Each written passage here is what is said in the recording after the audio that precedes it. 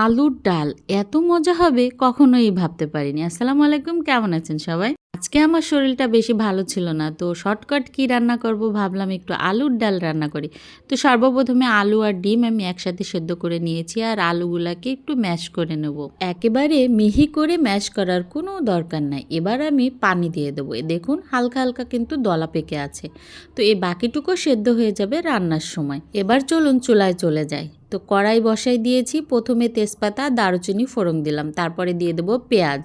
পেঁয়াজটাকে একটু ভাজা ভাজা হয়ে গেলেই এখানে আমি অ্যাড করব মশলা, খুবই কম মশলা, আদা রসুনের পেস্ট, জিরা আর ধনিয়ার পেস্ট। তারপরে একটু নাড়াচাড়া করে এখানে অ্যাড করে দিব আমি গুঁড়া মশলা, ঝালের গুঁড়া, হলুদের গুঁড়া আর স্বাদ অনুযায়ী লবণ। আমার মতো যাদের মাঝে মধ্যে শরীর খারাপ হয় আর সংসারের কাজ তো করাই লাগে, তারা এভাবে একবার ট্রাই করতে পারেন।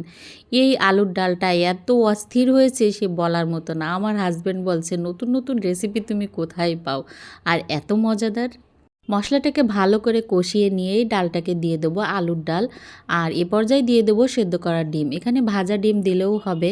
আর নামানোর আগে অবশ্যই একটু গরম মশলার পেস্ট দিবেন, তাহলে স্বাদটা আরও দ্বিগুণ হয়ে যাবে। তো ভালো লাগলে আমার ভিডিওটা শেয়ার দিয়ে রাখবেন। ততক্ষণ সবাইকে আল্লাহ সুস্থ রাখুক। আল্লাহ হাফেজ।